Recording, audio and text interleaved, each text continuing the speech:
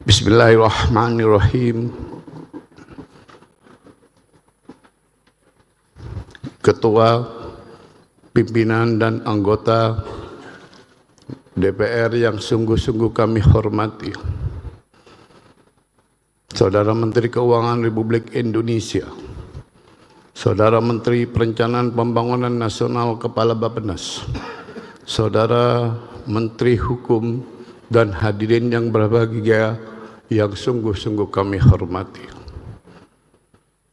Pada kesempatan ini, Badan Anggaran melaporkan sejumlah kesepakatan pada asumsi ekonomi makro, target indikator kesejahteraan, postur APBN 2026. Hasil final kesepakatan Badan Anggaran DPR bersama pemerintah atas asumsi ekonomi makro antara lain: pertumbuhan ekonomi 5,4, inflasi 2,5, nilai tukar rupiah terhadap US dollar 16.500, suku bunga SBN 10 tahun 6,9, harga minyak mentah Indonesia USD per barel 70, lifting minyak bumi 1.000 barel per hari 610, lifting gas bumi 984. Keseluruhan kesepakatan angka-angka di atas kita asumsikan sebagai fondasi penting bagi pemerintah. Badan Anggaran DPR mendukung keinginan pemerintah untuk mendorong pertumbuhan ekonomi lebih tinggi. Pemerintah menargetkan pertumbuhan ekonomi berkisar 7-8% dalam jangka menengah. Dengan demikian, pertumbuhan ekonomi 5,4% di atas sebagai fondasi penting bagi pemerintah. Agar kue pertumbuhan ekonomi dirasakan seluruh rakyat, Badan Anggaran DPR bersama pemerintah sepakat inflasi dan kurs rupiah harus dijaga agar stabil. Sebab keduanya bisa memicu gejolak harga pada sektor real, menimbulkan goncangan pada sisi moneter, serta memicu letupan krisis lainnya. Untuk mencapai target inflasi dan nilai tukar di atas, pemerintah pusat, pemerintah daerah, dan Bank Indonesia harus selalu seirama, mampu merealisasikan bauran kebijakan fiskal dan moneter yang gesit, kreatif, dan sekaligus konsolidatif. Badan Anggaran DPR bersama pemerintah menyadari tidak mudah mencari kebutuhan pendanaan di pasar keuangan melalui SBN. Sebab pada saat yang sama, kita perlu menjaga likuiditas perbankan tersalurkan ke sektor real. Suku bunga SBN tahun 2026 kita sepakati pada posisi moderat di level 6,9. Prosentase ini kita maknai secara psikologis sebagai batas atas.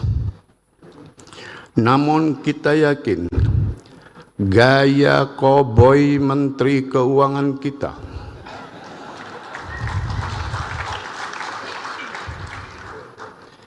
bisa melonggarkan kebijakan uang ketat, dan terbukti dalam sebulan ini kondisi kita harapkan terus berlanjut sehingga suku bunga SBN tahun depan bisa lebih rendah, sehingga biaya dana yang ditanggung oleh APBN akan semakin rendah. Gejolak geopolitik cenderung membuat harga energi volatile, kontestasi kuasa, merambah pada sektor ekonomi. Ada perang konvensional, ada pula perang dagang. Dampaknya semua negara memasang pagar proteksi.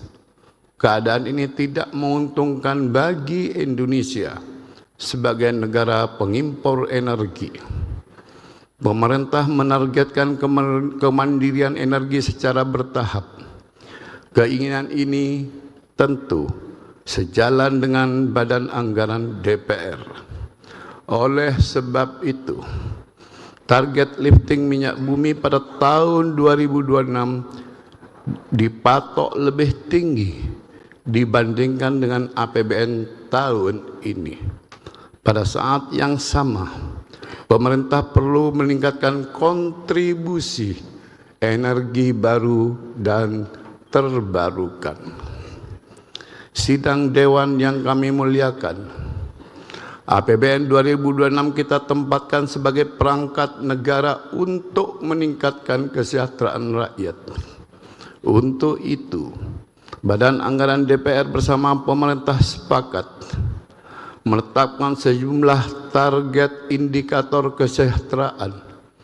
Hal ini sebagai ukuran kinerja bagi sukses tidaknya pelaksanaan pembangunan manusia ke depan, antara lain tingkat pengangguran terbuka 4,44 sampai 4,96, tingkat kemiskinan 6,5 sampai 7,5, tingkat kemiskinan ekstrim 0 sampai 0,5, indeks Gini 0,377 sampai 0,380, indeks modal manusia 0,57, indeks kesejahteraan petani 0,7731. Penciptaan lapangan kerja formal 37,95, GNI per kapita 5,520. Dalam USD, penurunan intensitas emisi gas rumah kaca GRK 37,14, indeks kualitas lingkungan hidup 76,67. Melalui RAPBN 2026, Badan Anggaran bersama pemerintah menyepakati penambahan 3 indikator kesejahteraan, antara lain indeks kesejahteraan petani yang merupakan penyempurnaan dari instrumen nilai tukar petani dan nilai tukar nelayan. 2.